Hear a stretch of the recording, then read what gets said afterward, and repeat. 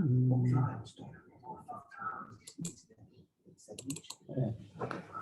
morning. We're on the Mem test, about 10 lines or so from the top. Looks like a little bit more. Oira Papa, Chafan Chaberu. So we're still in the halachas of Chafina. And the first question is, if somebody else besides the Kohen Gadol, not a Kohen Gadol, he would have done Chafina. He scooped up the Torah and he put it into the hands of the Kohen Gadol. Is that good enough? Mahu. You need hands full, and it is his hands full. He put it into the hands full of the Kohen Gadol. Maybe the word heavy is not necessary for lokach. So the Gemara asked a similar question before. Do you have to have a taking? The Gemara asked a question before about Bnei Benayim. We had talked about the Torah that gets stuck in between his fingers. Is that good enough? And the Gemara said, even if you hold, there's no Gzera Shel, you don't have to have a Maisa Chafina, but you have to have a Lakach, you have to have a taking. So let's say a Kli which was made to the right size, that's called the Lakach. He took it. He didn't do it actually with his hands, but he took it. Here, the Gemara also seems to be going that if somebody else put it into his hands, he has the right amount. And maybe you don't need a Maisa Chafina, but there's a chesron that he didn't take it. Somebody else put it into his hands. So the more holds this to be a question. Taisa says maybe it's better over here than the question before because it's a Ma'aseh Gavra. The Ma'aseh did have a person who did it, but it wasn't the Kohen Gadol himself. So that's why, even though there might have a question before about the Bnei Benayim, where it came in by itself, the Gemara looks at it like he didn't do it intentionally, so it came in automatically into it between his fingers. Maybe this is better because it was a person after all. But still, the Gemara leaves off with the question Teku. The Gemara doesn't know the answer to that question. If somebody else would have taken the Torah and put it into the hands of the Kohen Gadol, would that have been good enough? Next question. Boy, Rabbi Yeshua ben Levi, Chafan umeis. Sorry, I'm just trying to highlight this. Chafan umeis. Ma'oshe ikones acher b'chafinosa. This seems to be based on the question before about a stranger, somebody, a zar. The first question was that somebody took it with his hands and put it into the hands of the Kohen Gadol. Here the question is, the Kohen Gadol. The Kohen Gadol died. So there was the first Kohen Gadol that started doing the avodah. He got up to the Ketores and then he died. So they have the Ketores that he did with his own hands, putting it into the kaf, and then he died, and the replacement took over. And the question is, if the new Kohen Gadol could use the Ketores that the late Kohen Gadol had just scooped up. So that's the Gemara's question. If the first Gemara said that it's good, that if it would have been a Zar, it was even good. So then surely this is good. It's not worse than. But if you hold that the first case would not be good because it wasn't a Kohen Gadol, here it was the Kohen Gadol. But it's two different Kohen Gadolim. What's the difference? Maybe that's the question. That the first Kohen Gadol did the Chafina, and then he died, and then the second Kohen Gadol takes over, and he could use the same Torah as the first one used. That's what B'Shuva Levi's question. The Kohen Gadol died after he did the Chafina. Could the new Kohen Gadol use that Chafina that the first Kohen Gadol had done? So now the Gemara goes on to a tangent for a while. I got to take kind of a Gemara.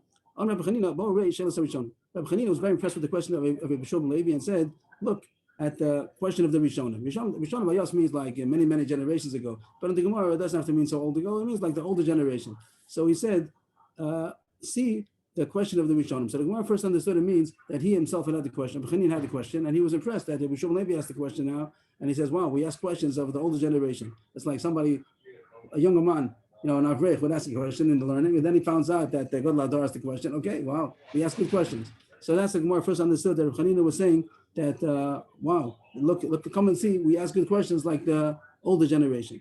But that means that Rabbi Yeshua ben Levi was older than Rabbi Chanina. If that would be the pshat, so Rabbi Chanina said, I asked the question that Rabbi Yeshua ben Levi asked, and that would mean Rabbi Yeshua ben Levi is older than Rabbi Chanina. And the Gemara says that's not true. Something's wrong in the chronology over here. The name of the Rabbi Yeshua ben Levi Kashish, the word Kashish means older. You mean to say that Rabbi Yeshua ben Levi is older than Rabbi Chanina? The Gemara is going to say a story to show that Rabbi Chanina was older than Rabbi Yeshua ben Levi. Rabbi Yeshua ben Levi, Li hitte Rabbi Chanina lishto shachlayim b'Shabbos. Rabbi Yeshua ben Levi said that Rabbi Chanina permitted me to drink shachlayim on Shabbos. So shachlayim literally means cress, they say, and has some kind of a therapeutic value, and he drank it on Shabbos. Rabbi Chanina said, I'm allowed to drink it on Shabbos. He had a question that he was sick, he needed shachlayim, and he said, I'm allowed to drink it. So really the proof is only from the words that he says Li hit the Rabbi Hanina. That Rabbi Shua ben Levi said, Rabbi Hanina permitted me. That already shows that Hanina is bigger than Rabbi Shua ben Levi. What the question was exactly really is not relative, but the Gemara is going to open up the subject and go on like 10 lines about what this heter was exactly. First, he said he permitted me to drink shachlayim b'Shabbos. So this is like parentheses, lishtos pshita. Of course, you're allowed to drink. No problem drinking it. It's a regular kind of a food that's considered machal green. We know that a sick person is also allowed to take something which healthy people also. Chicken soup, even though it's very good for somebody that's sick, but since healthy people also eat chicken soup, so you're allowed to take it on Shabbos even if you're sick. So that's the most conscious. Of course, you're allowed to drink shachlayim.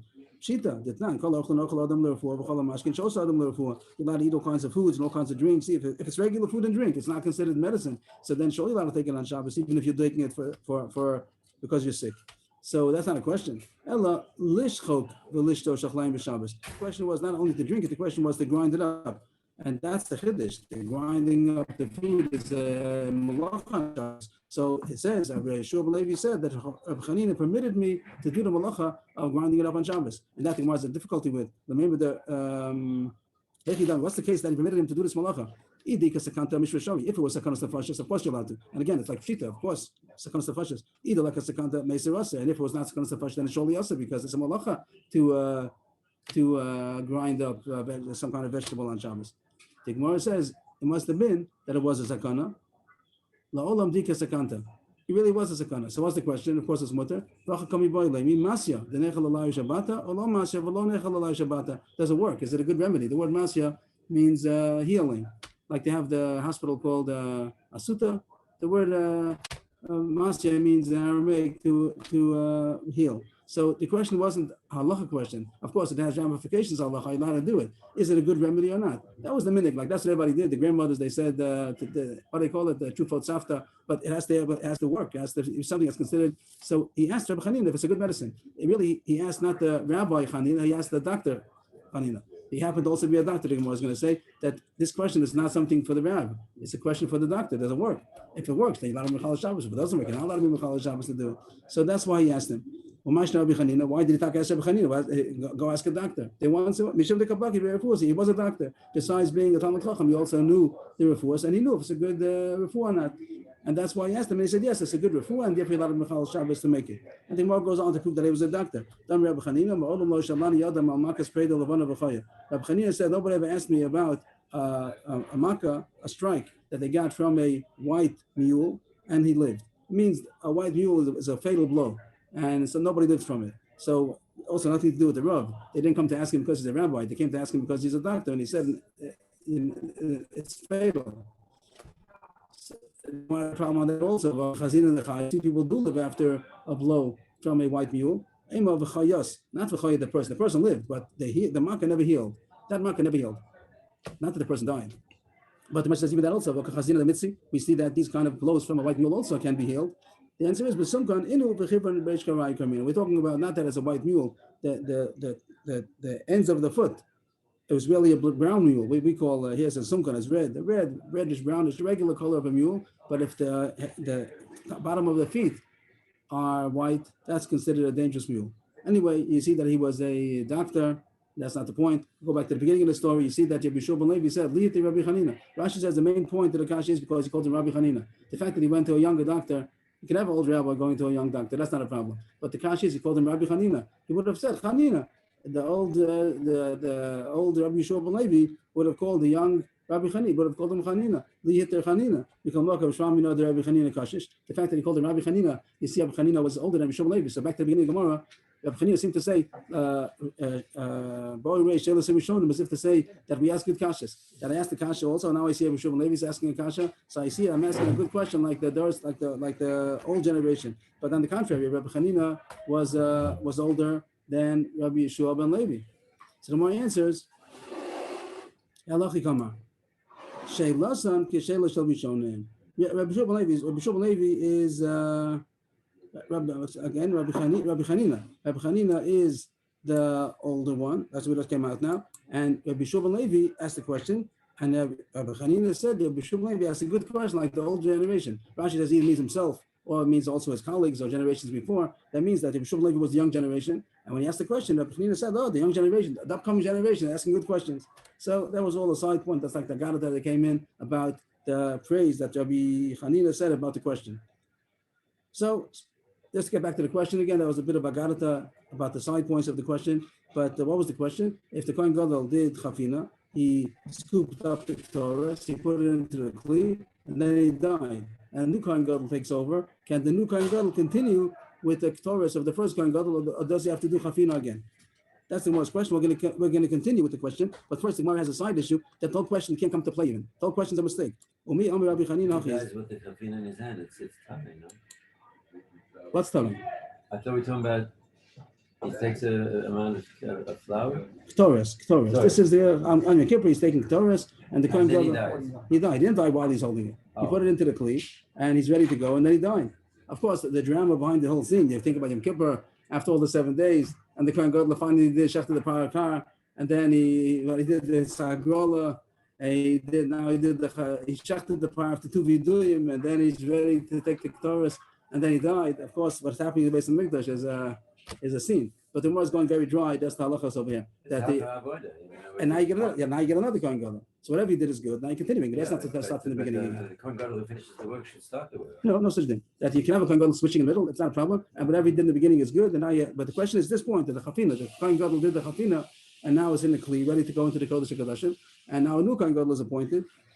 You could also talk about if he became Tamei. I don't know why the Gemara talk about that he died. Whatever case, he also spoke to the Arab king over there outside, and he has to. He needs somebody else. It's the same question. It doesn't have to be after that he died. It means that the first Kohen Gadol is disqualified, and now the second Kohen Gadol takes over. Can he use the chafina that the first one had done? The Gemara had what did we do?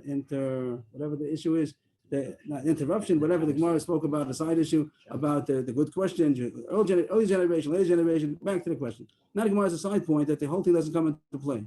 I'll say it outside first, a preview, and then we'll see the Gemara inside. The order is that we said it before, we learned already a lot. We said that you vidu on the par, just to chazer over again. It's always good to go through it again and again. That first he did vidu on the par on Aniyu Basi, and then he did the Hagrola on the 2 goats, which is Se'al Hashem, Se'al Azazel, back in the east. Then he came back to the west. He did a vidu again, Aniyu Basi, V'nei Anan Kedoshecha, and then he shechted the par. And then someone is stirring the blood. Now he has to do the Ketores. So he takes the coals from the Mizbeach, and then he takes the chafina, the Ketores. Here, what? Here the Gemara, so the Gemara is going to say 2 points. The Gemara is going to say that the order has to be the way we just said. It has to be shechs the par and then the Ketores. That's 1 point. It has to be in that order, dafka.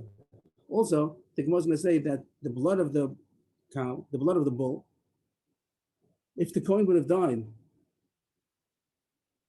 or disqualified after we shechted the bull, then Rabbi Chanina said that surely the next Kohen Gadol could not just use the blood that the first Kohen Gadol had shechted the bull. It has to bring a new bull. Right. And there's going to be a drasha about that coming up. That's going to be the end of the Gemara today. That's also going to be a machlokes, but Rabbi Chanina says so. Rabbi Chanina says that if the Kohen who shechted the bull, and now there's blood that's supposed to go into the Kodesh HaKodashim, it has to be the same Kohen Gadol who shechted the bull who's bringing in the blood. So if that Kohen Gadol is disqualified for any reason, so now the new Kohen Gadol is going to have to shech the bull from the beginning. The old bull that he did is not good. So the Gemara now, with these 2 points, if these 2 points are true, one is that the blood of the bull has to be that he shechted it, the bull that he shechted, and also that the shechita has to be before the chafina. That shechting the bull has to be before you scoop up the ketores. It has to be in that order. So the Gemara says the question doesn't come into play even. What is the question over here? That the Kohen Gadol did chafina on the ketores. That means to play back. He did the shechita already, and now he's doing the chafina, and then he died. He got disqualified.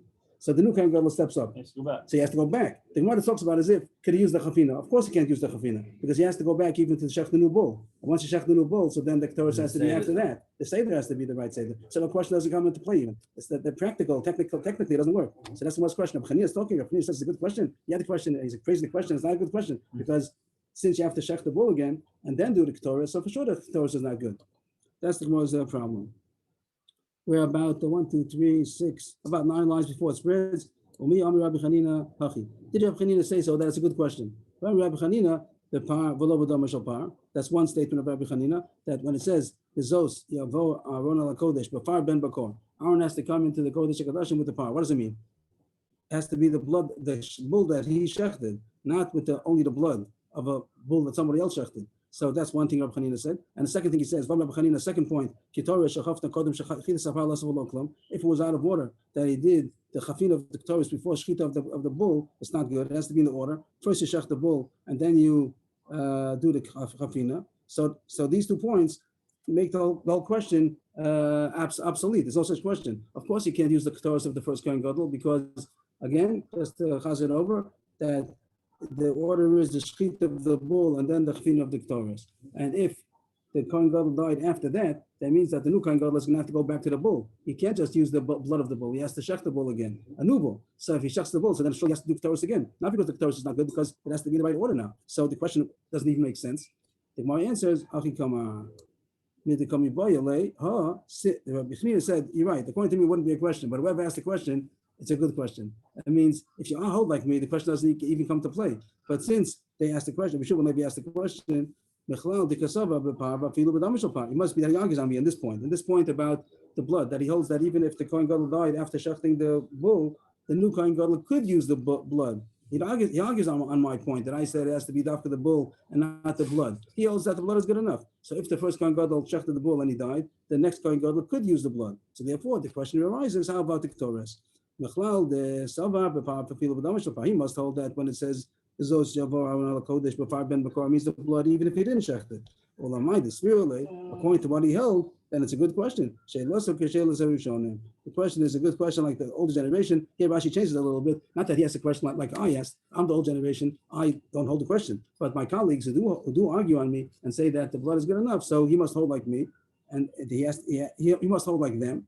And then it's a good question. They asked the question also. The earlier generation who argue on me, they asked the question, the blood is good. How about the Ketores? Maybe, as we said, maybe it has to be the same Kohen. But it has to be the same Kohen who did the chafina, is the one who's going to bring it into the Kodesh HaKadoshim. So the Gemara continues, Ma'ahavi Allah. 2 lines before it spreads, Ma'ahavi Allah. What's going to be the answer? So again, just to review it, we said, if you hold it, that the blood is not kosher, if the first Kohen Gadol died after he shechted the bull and you need a new bull, then there's no question even. Surely the Ketores is not good. But on the side, those who hold that you could just continue with the blood of that the first Kohen Gadol had shechted, so then the question arises, could he use the Ketores that he did? He shechted the bull and he did the chafin of the Ketores, and now the second Kohen Gadol comes in, takes over. He could use the blood of the bull.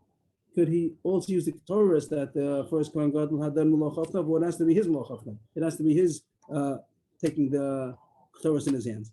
Amar Papa,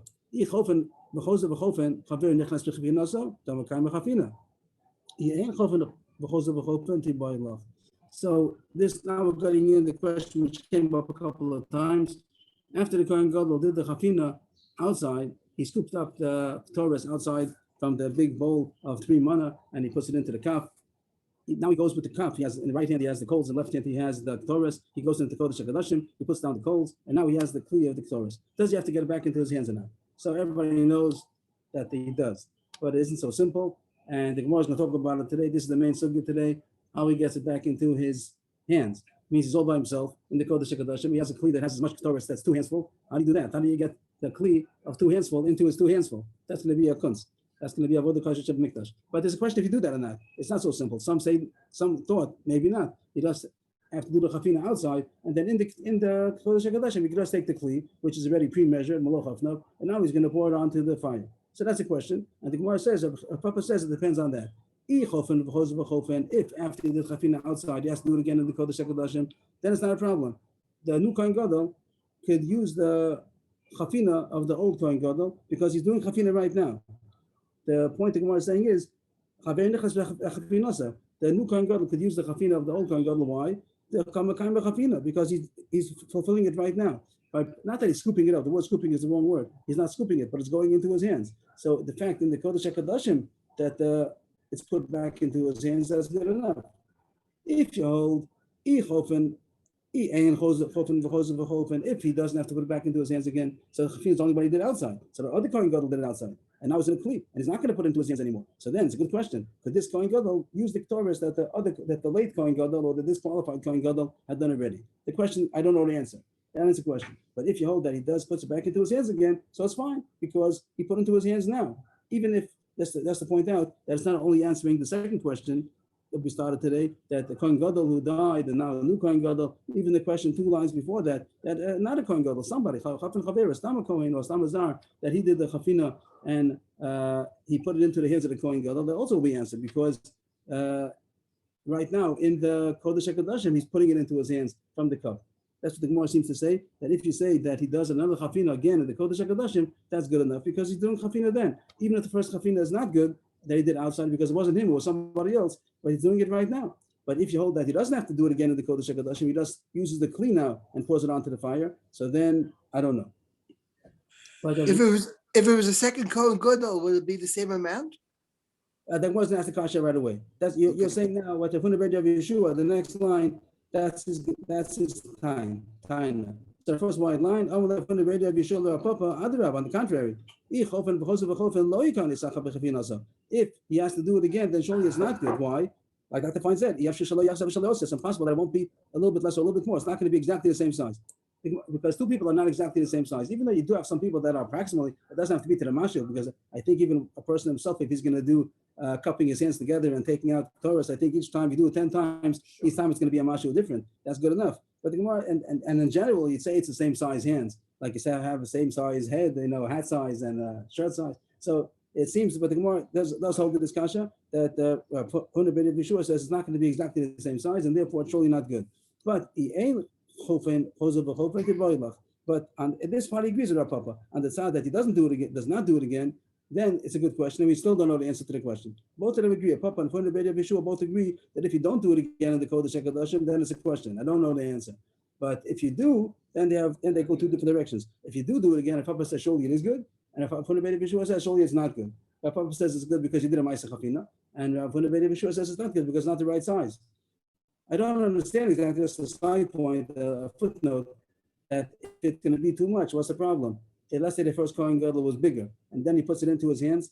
The second Kohen Gadol takes the kli, puts it into his hands. So what's going to happen? It'll spill over. It's okay. So it's spilled over. What's the problem? I don't see why he's not going to be taking too much. He'll just the first time they does the chafina outside also, he's taking it from 3 mana, and he just scoops it up. Whatever else falls up. So I don't know why the Gemara is concerned if it's too much. The Gemara should only be concerned if it's too little. What? Because every command it's already been touched. Okay, but it's not going to be used. Okay, so it's not be used. Now the Kohen Gadol, the present Kohen Gadol can't use that. It's too much. Okay, so it's kodesh. So we'll burn it afterwards, but it's not the problem as far as the molach hafna. Okay, so that's a side point. The Gemara now the Gemara is going to 3 lines from the bottom just to get it again, just to get the whole mivneh of the Gemara. The Gemara's question was if one Kohen Gadol did chafina and he died, and now a second Kohen Gadol took over, could he use that or not? So just to back up everything, zoom out. If you hold that the blood is not even good, that the par which was shechted, the blood that's now can't be used because it has to be the Kohen Gadol has to have shechted the par, then the question doesn't come into play because he has to do the bowl. Once he has to shecht the bowl again, surely he has to do katoros again. But if you hold you don't have to, that's a good question. The Gemara says the only question is if he doesn't have to do chafina again in the Kodesh HaKodashim, then it's a good question. Could he use the chafina of the first Kohen Gadol? But if he does have to do chafina again, then we go into a fork in the road. Either surely it's good because he does it now, or surely it's not good because it's not the same size. What's the halacha? Does he have to do chafina in the Kodesh HaKodashim? And that up to now, the 3 lines in the Bible, now the Gemara opens up this window. We just mentioned possibilities, yes, no. And now the Gemara is going to open up the question. The boilu, because we had a question, does he do chafina again in the Kodesh HaKodashim? He does it outside. When he puts it into the kli, he does chafina outside in the courtyard. Does he have to do it again once he brings the kli of the Torahs into the Kodesh HaKodashim? As we said, that he only has 2 hands. So when he brings the coals in, he has to put it into a kli. He can't carry it in his hands because he also has to bring the coals in. And that he can't do only with a hand. So one hand is going to be for the coals. The other hand is going to be that the Torahs that he had scooped up is now put into a kli, and he has a kli. Now he goes to the Kodesh HaKodashim, he puts down the coals on the floor, and now he has to put the Torahs onto the coals. That's how you burn the incense. Does he have to put it back into his hands again? And that was a question. By the way, we had such a question. Do you do it a second time in the Kodesh HaKodashim? Tashma. So Gemara goes to the first mission of our parak, which we already had mentioned in the first daf. This was like Mem Zayin it was a couple of pages ago. Mem Zayin. 2 pages ago, we had the question. Over there, we also said this possibility. It says in the Mishnah, that was the quotation, these 3 words. It says that he scoops up the Torahs, Hagadol fi Gadol, Katan fi Katna, the size of the Kohen Gadol, as big as he is. So what do those words mean? So the Gemara had before three pshatim. I'm going to say the three pshatim over again. First, the Gemara thinks my love, doesn't that mean that he has to do it again inside? The Gemara thinks that's what the words mean. That just like you scooped it up outside, also scoop it up inside again, which would mean that the Mishnah says beferish that you're supposed to do chafina in the Kodesh HaKadoshim. But the Gemara says, no, not necessarily. Maybe it means something altogether.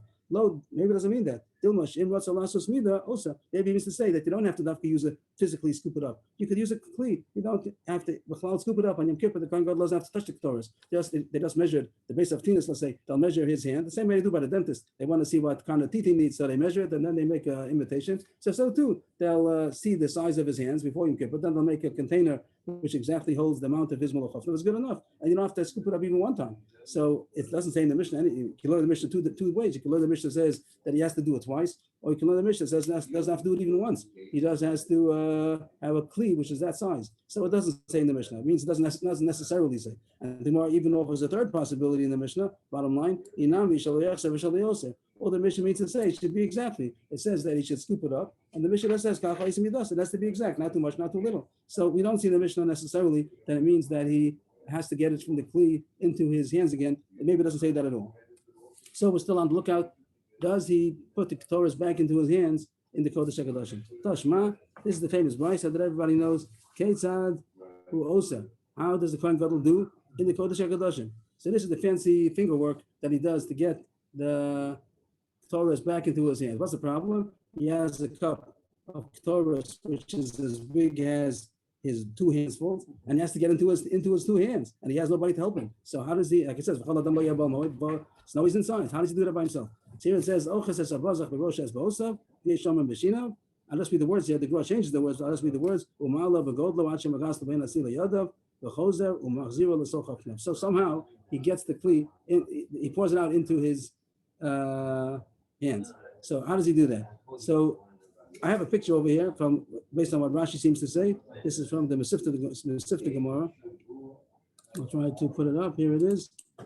If anybody wants to see the Gemara over here, or come to see the picture, have to get a screen over here for the live audience. I just turn it around. If I can see over here, everybody wants to see. Okay, that's good. It's still there. So it has the first one. It just shows that it has a long handle. That Torah has a long handle, and he's getting the handle in between his elbows, and then with his thumbs he's able to turn over the cup that is just spill into his hands. That's what the picture seems to try to show. The growth, okay, the picture is good. It makes sense. He holds it in a way that he gets the handle between his elbows, so his elbows are just using in order to hold it firmly. That it shouldn't just wobble out of his hands. But then with his fingers, he's going to overturn the cup in order that it should spill into his hands, and then let go of his elbows. The cup will fall down. He'll come later on to pick it up. That will be the second entry. That's what I'm to say.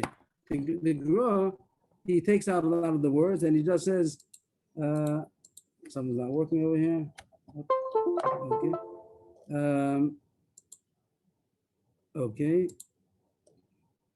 The Gra takes out those words. He just says, first of all, the point is interesting that it says he does it with his fingers or with his tips of his fingers or with his teeth, which is in it because the Gemara said before a couple of pages ago that to take off the coals off of his hands with his teeth would be, you don't do that even in front of a mortal king. Surely I can do in front of Hashem. It's not derech eretz. It's like you have to act like in front of a king. So here the Gemara doesn't have the problem. I don't know why not. The Gemara would consider that in order to do this whole acrobatic, the Gemara doesn't consider it like you can't do such a thing in front of the Melech Malchim Malachim. But it does say about his teeth over here. But what does he do? The Gemara changes the word ma'allah to ma'areh. He changes the lama to a resh. And to point out, the Rebbe Chananel has that. The Rebbe Chananel says over here ma'areh, on about the fifth line in the Rebbe Chananel. So that's already in the Rebbe Chananel. But he takes off all those words. He takes out all the words in between. The Gemara takes out all these words. He just says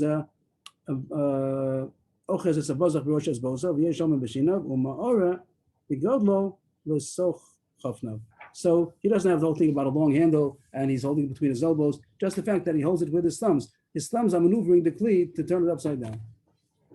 So that's the Gemara's going to say soon that it's difficult to do. You have to practice in order to know how to do that. And I don't know what happens if he drops it. What does he do? He comes down and start all over again. Like I don't know what happens if he messes it up. But it seems that it didn't happen. Anyway, the Brisa continues. V'tzovra kadei shehi hashana shoa lavo v'yeshom mefazra kadei shehi hashana ma'ameres lavo. There are two machlokas in the Brisa.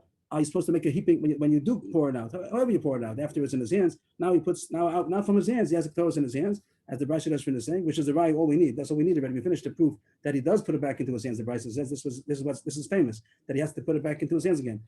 So That's the din. that's how he paskin, right? But the Brisa continues, and now when he's pouring the Torah onto the fire, does he do it in a heaping way? And that'll take like a delayed reaction until the smoke starts coming up because you put a lot of Torah onto the fire. Then it'll take like a delayed reaction until it starts smoking. Or he does it in a scattered way, he's a thin layer, in a way that it'll start smoking right away. The Brisa doesn't explain why should he do it this way or that way, but it's machlokas which way is the proper way to do it. I don't know. I don't know the reasons for each side. It says here that Sovra, the first lesson says they should pile it up, kadei shehi hashana shoa lavo, in order that the smoke should take time, that it shouldn't start right away. It'll take time until it starts smoking. Some say that it should scatter it, the opposite, the contrary, in order that the smoke should start smoking right away.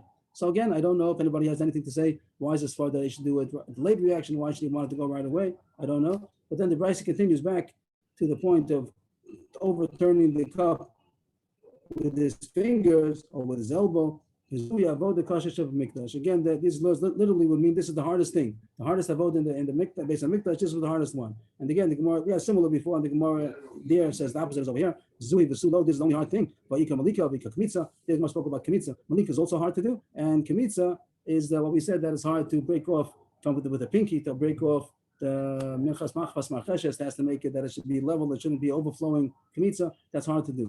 So why are you saying that only this is hard? The chafina, kamitza is hard, malika is hard, elazui avoid the kosher, may avoid this kosher shemivas. Not that it's the hardest, it's one of those hard things. There are three hard things, malika, kamitza, and chafina, they're all hard. And each time it says this is one of those hard things.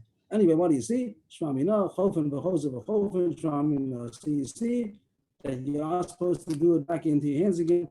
And therefore, the Gemara said, just to back up, based on my papa, they said that the question about using the Ketores of the late Kohen Gadol is not a question. Why is it not a question? Either Papa says for sure it is good because you're doing it now, or if anybody for sure says for sure it's not good because it's not going to be the right size, because it isn't the same size as the first Kohen Gadol.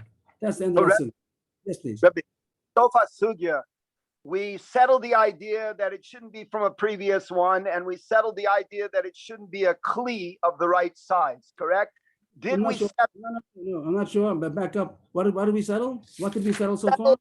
Settled that it has to be the same Kohen Gadol that's doing the chafina, and we settled that he can't make a midah, a kli, for the same size. I'm not sure where you're coming from. Where did we settle that? We didn't settle it. We asked the question. Chanina said, and it says here, when it says here, Shema Mina, Chayfen v'Chozer v'Chayfen, that settles both issues, doesn't it? No, that just means that the Kohen Gadol has to once. No, we're not talking about different Kohen Gadolim. The same Kohen Gadol does. You have to get it back into his hands again, or he does. Right. So here we say, Right. Not able. So it only settles the issue of he cannot use a midah, a kli that was made of that size.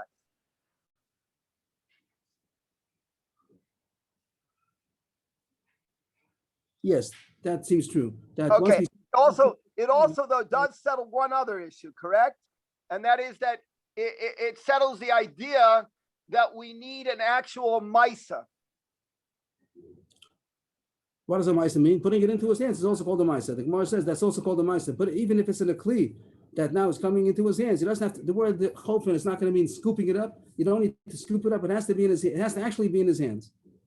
And the Gemara says that if he puts it into his hands in the Kodesh HaKadoshim, even if the first time it was done by somebody else, that doesn't bother us because he does it now. According to Papa, if when the Beit Yeshua says is technical problem, it's not going to be the right size, even though he is putting it into his hands now, but it's not going to be the right size.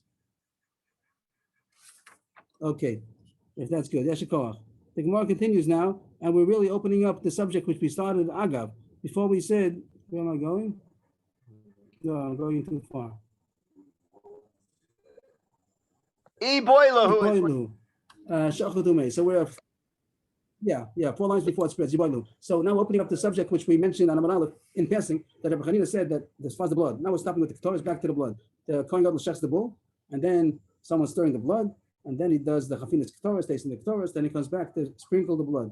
So we had a point that if the Kohen Gadol who shechted the bull is disqualified or he died, so the new Kohen Gadol could he use that blood or not? Rabbi Chanina said not, And we mentioned over there that there's a machlokas. So he says that the others argue on me. So now the Gemara is going to know about that machlokas. So again, we're forgetting about the Ketores now. We want to know about the blood. The Kohen Gadol shechted the bull, and the blood is here, and someone's stirring it, let's say, and then the Kohen Gadol died, and now the new Kohen Gadol is taking over. Could he use that blood, or does he have to shecht the new bull? Rabbi Chanina is the one who said he has to shecht the new bull. That's why the Gemara said that the whole question of the Ketores is irrelevant, because if you have to do a new bull, so then surely you have to do Ketores again. It has to be in the right order.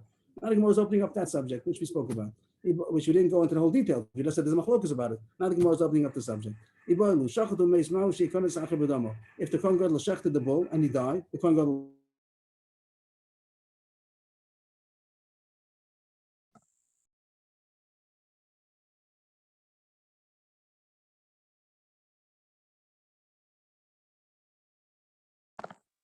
with the following thing, should Aaron come into the Kodesh HaKadoshim with a bull.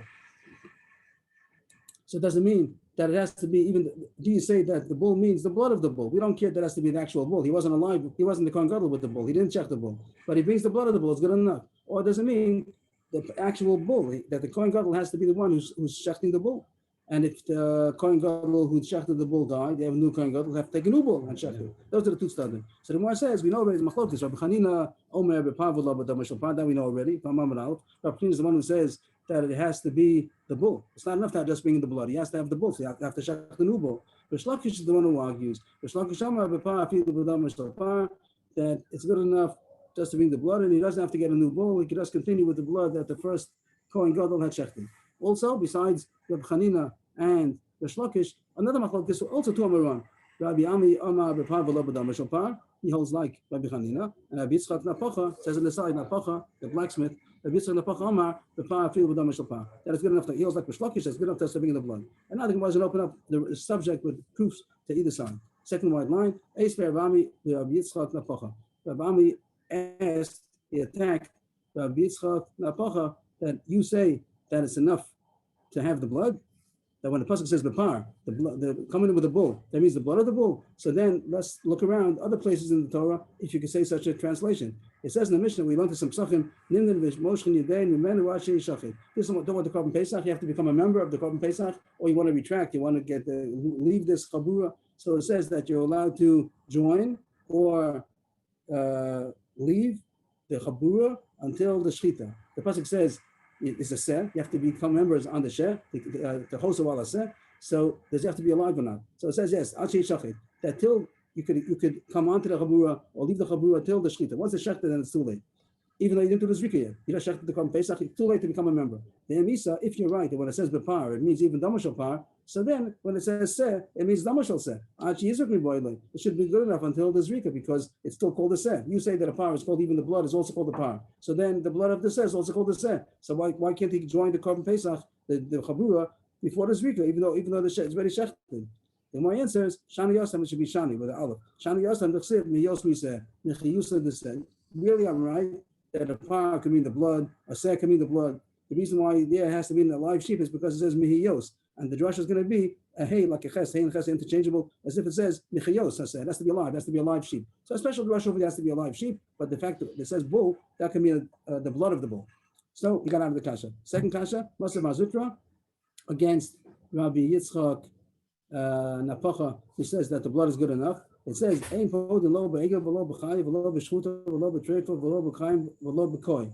Ela b'seh. This is talking about Petach Hamor. If you have a firstborn donkey, so you're supposed to redeem it with a sheep. You give a sheep to the Kohen, and then the firstborn donkey can belong to you. So it says, what do you have to give to the Kohen? It says, you have to give a sheep. It says it can't be a calf, it can't be a chaya, different kind of an animal. It can't be a slaughtered. That's what we're focusing on, the word shchuta. It can't be a slaughtered sheep. It has to be a live sheep. That's going to come back. That's going to be our focus. It says also you can't use a treifa. The sheep has to be not a treifa. Kalayim, it can't be a crossbreed. Koi is also a crossbreed of different kinds of animals, a deer. But anyway, b'seh. After a sheep, a live sheep. So what does it say? That a shchuta is not good. A slaughtered sheep is not kosher. And the pasuk says, Petach HaMortiv de b'seh. You say that a seh means even the blood of a seh. Even the dead one is also called. I say that only a live par is called a par. So only a live sheep is called a seh. You're saying that even a dead one. So why over there can't you do Pitin Petach HaMor with a dead sheep? Shani Yosam, the Yalap semi Pesach. after I told you the drasha by Korban Pesach that it says seh. Yosmi said that we said that it means has to be a live sheep, not as Gezer Shav already. Once you have that, the word of a sale over there means a live sheep. So here also has to be a live sheep only because of a drasha. The more continues with the drasha. Ima al zochar tam ben shana afkan zochar tam ben shana. Are you going to say the Gezer Shav with the Korban Pesach is going to say all the conditions of a Korban Pesach? It has to be a male sheep. It has to be without a blemish. It has to be within a year. That's not true. By Pidin Petach Hamor, you're allowed to use anything, even if it's an older sheep and in a keva. And it's not a have a blemish also. So I'm going to learn that it has to be mamish Gezer Shav with the Korban Pesach. Afkan zochar tam ben shana. No, tam blema tifta riba. It says many times the word tifta over there to be mad, not dafka, the minimum, like it says by Korban Pesach.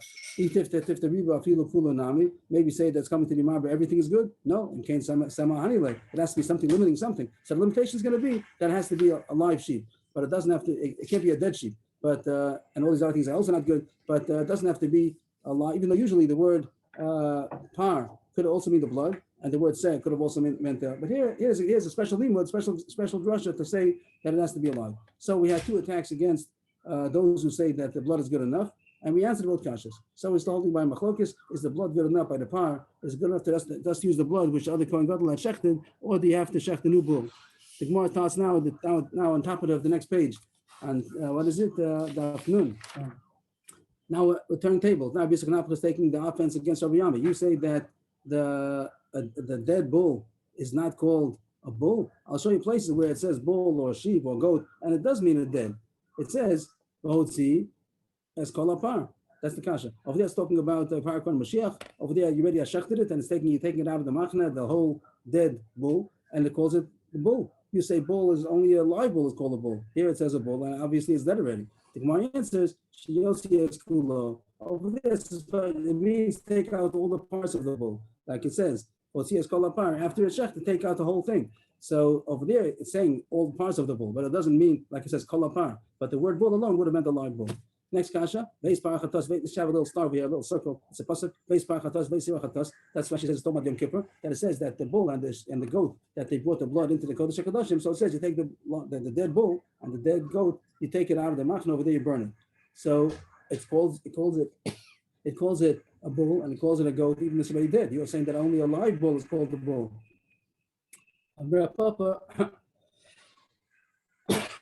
The or will perish. If you have all the parts of the bull, the skin, the meat, the innards, all of the filth that's inside the stomach and everything. If you have the whole bull, that's called the bull. We're talking about here, it means that we took it to extreme. He said that maybe the bull is only a live bull. I didn't mean that. I meant if you have all the parts of the bull, the maskim is called the bull. But the question is, kipligi b'dam. That's the blood alone. Our question was that the first Kohen Gadol shechted the bull, and now he died, or he got disqualified. Now another Kohen Gadol is taking over, and all he has is the blood alone. And he's going with the Kodesh HaKadoshim with the blood of the bull. Could you say that's called he came in with the blood of the bull is enough to be called he came in with the bull? That's the question we're talking about. I agree that even a dead bull is called a bull. But to say that coming in with the blood, that's called a bull, the pasuk doesn't say that. It says, it has to be that he's the one who shechted the bull. That's the machlokis. So he got out of all the kashas. That's machlokis. If the blood alone is called that he came in with the bull. If he came in with the bull, he came with the blood of the bull. It's not good enough. That's the machlokis, and we didn't prove it either way. But the Gemara does end off. Amr Abashi. It is more reasonable, according to the Mandam, that says that it is good enough just to bring in the blood alone. This is the pasuk we're talking about. This is about everything's revolving around. That the pasuk in Bashas Achim starts off that with the following: the Kohen Gadol Aaron should come into the Kodesh HaKadoshim with the bull. Does he bring the bull into the Kodesh HaKadoshim? It more seems to be like a little bit sarcastic. He brings the bull with its horns. He holds it by the horns to bring it into Kodesh HaKadoshim. For sure not. You don't bring the bull into Kodesh HaKadoshim. So what does it mean? He comes only with the blood. He brings only the blood into the Kodesh HaKadoshim. This pasuk alone, you see that the pasuk must mean the blood of the bull. It doesn't mean the bull. So therefore, even if the Kohen Gadol died, the one who shechted it, now he's coming in with the blood alone, it should be good enough. My answer is the other one will explain. Of course, you only come in with the blood, but it means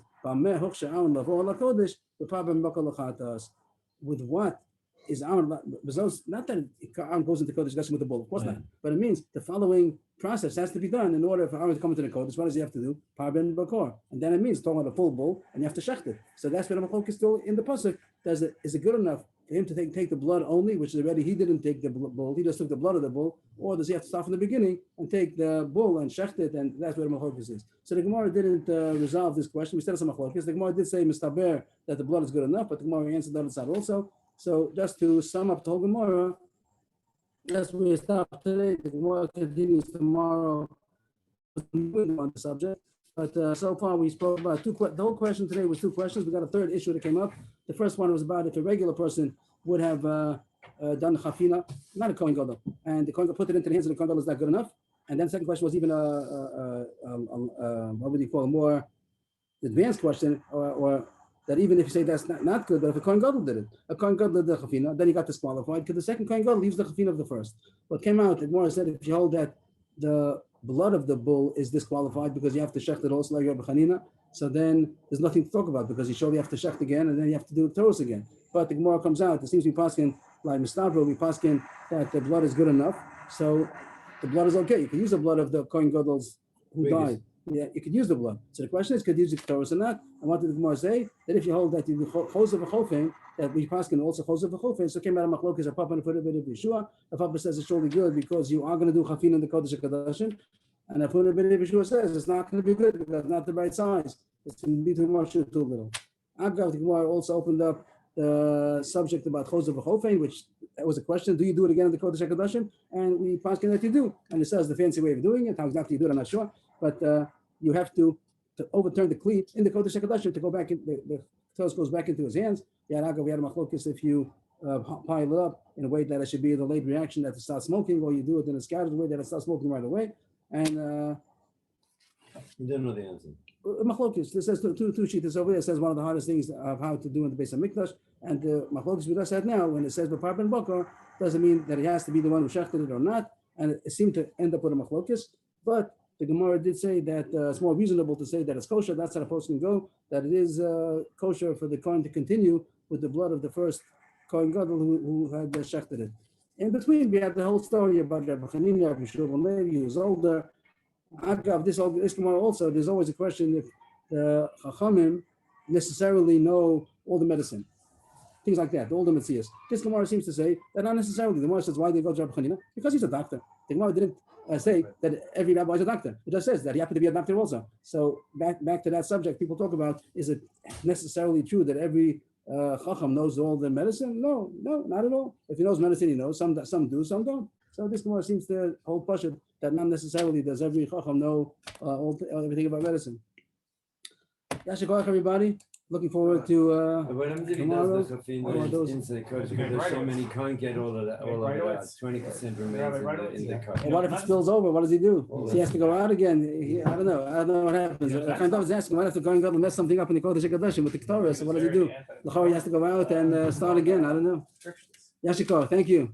On the other hand, the pasuk says that we learned that he's only allowed to go in one time for it. So, But if it was possible, it's possible. We're not going to say that if it was possible, if he messed it up, so then he has to go in again. Later on, it's going to talk about cases where things spilled and stuff like that. It nishpach adam, so then he does start again. So I guess that's not considered a good going in. He didn't do what he's supposed to. Yashikar. maybe if we were talking, if we were talking about avodos koshos, Yes. Yes. My father mentioned to me on Shabbos, not about the Kohen Gadol, but he tells that probably the most hardest avoda in the Mishkan was Moshe picking up all the Levium and doing the Tnufa all in one day. Yeah. It's It's miraculous. It seems miraculous. And one of his one big Levi that he picked up all the Levium, a big Levi. And also to do Tnufa, it could be also means waving also, like it seems like mamish miraculous. And if you make a cheshbon how many Levium there were, it comes out about 8,000. I think last week's parsha about 8,000. Make a cheshbon how long it took. Even how many seconds are you going to give per Levi if you picked up 8,000 Levium? I think my father said it's like about 12 seconds per Levi. So it's fascinating. Add to the fact that it says by Vahi Noam that Moshe Rabbeinu lifted his finger, and then it was a miracle that it went up. Meaning that you would assume here, if he needed a miracle, God would give it to him also, because it was such a thing by the Mishkan.